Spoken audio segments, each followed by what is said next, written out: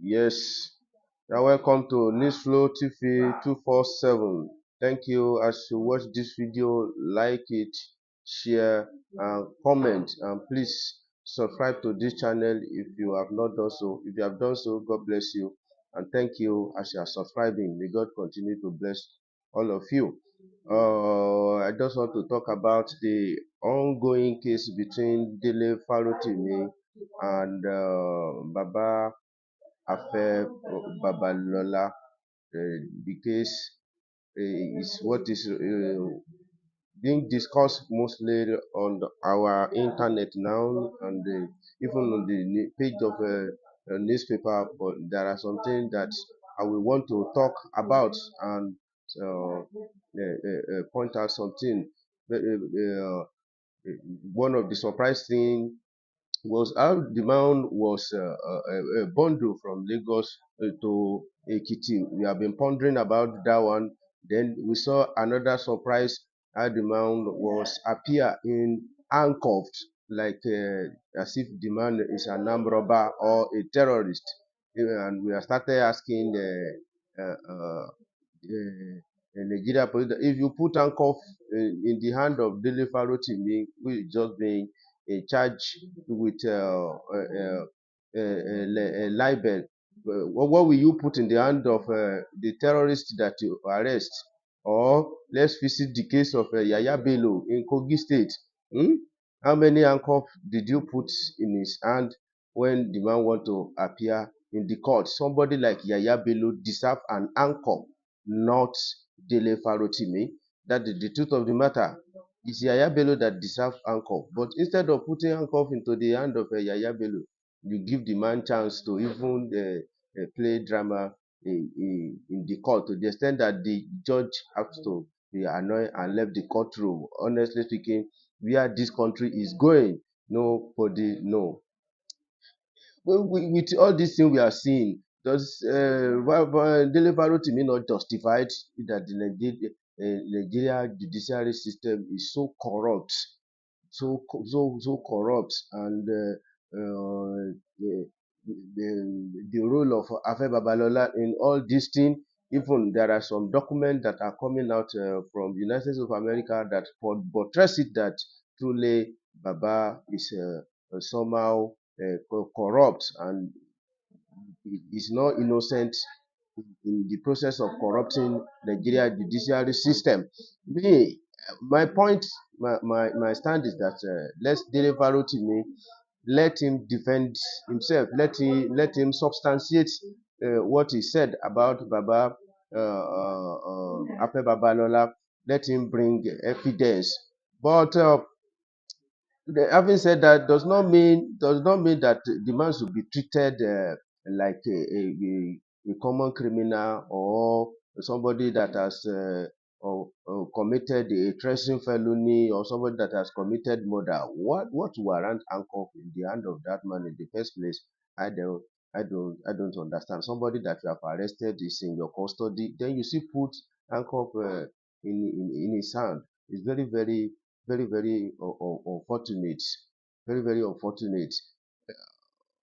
Well, the man has, I mean, told the magistrate court that they should strike out those charges that they have against him. He cites jurisdiction as one of the challenge, and he even said a particular law has came to replace a law that they are using to charge him. The law that they are using to charge him was promulgated in 2012, but there's another law in 2021 that has replaced that one. So on this ground, he's asking for the courts.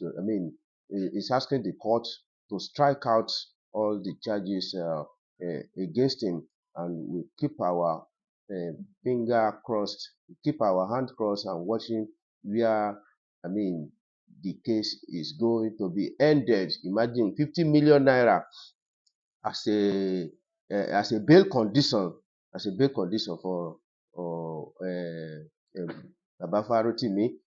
How much will they charge Yaya Bello if they want to grant Yaya Bello now? How much will they charge him? Yaya Bello that has mortgaged, the future of a Kogi citizen, somebody that paid his children's school fees from 2023 up to 2031. Imagine that kind of a thing. I never see Nigeria. We are so funny in our own way.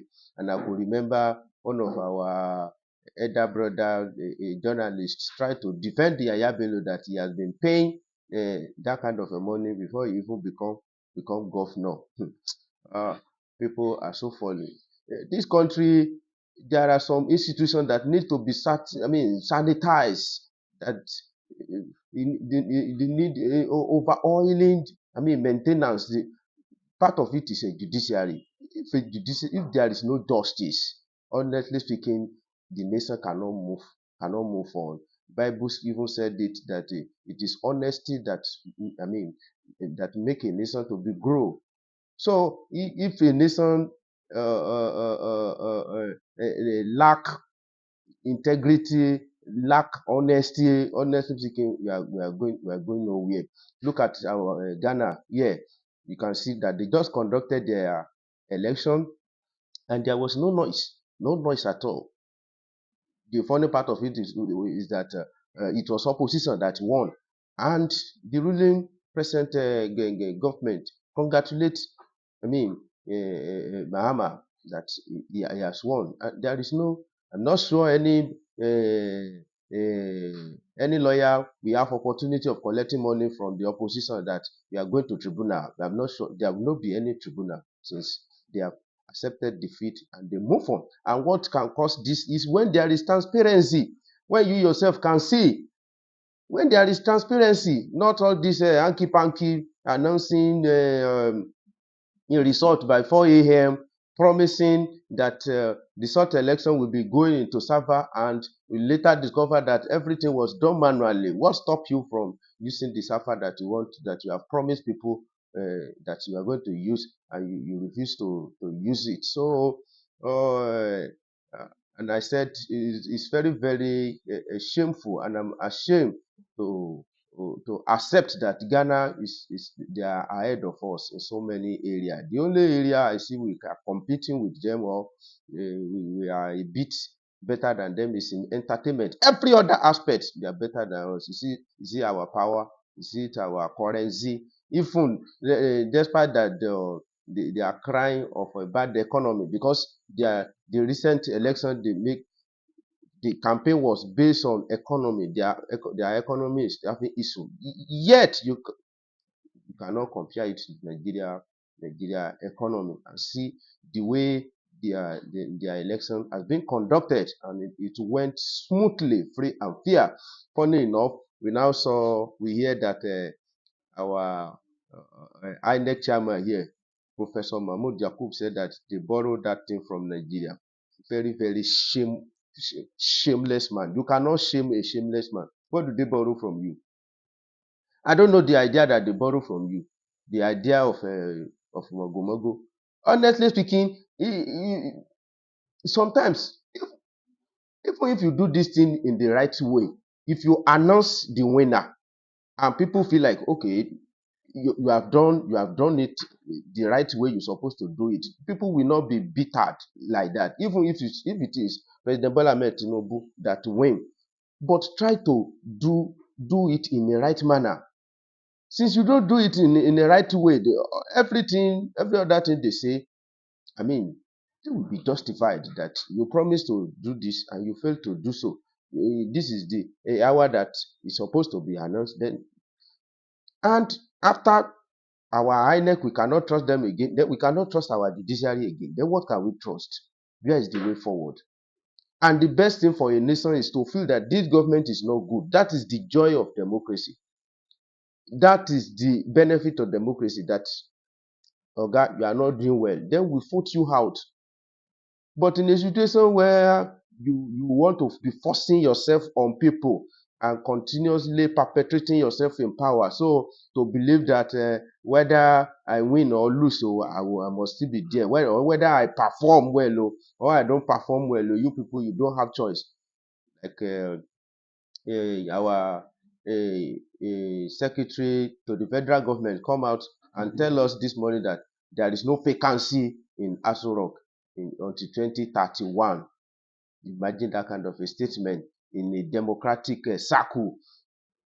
If to say it's another person that talks that say that one, honestly speaking, it will not bother me. If to say somebody like Gandude or APC secretary that come out, I would say. But our secretary to the federal government that's supposed to busy himself with affair of the nation is coming out to talk about Nigeria election in 2031 while we are still in 2024.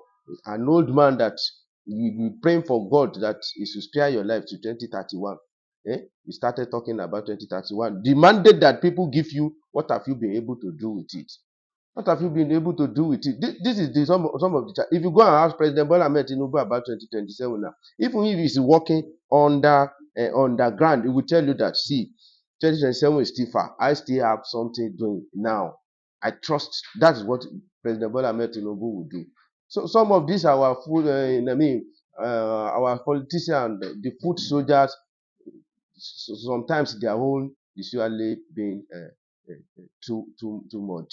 So and thank God we have people that can respond to him, and they have given him his own size that it's Nigeria that will decide whether you will still remain there or not, and that is the fact.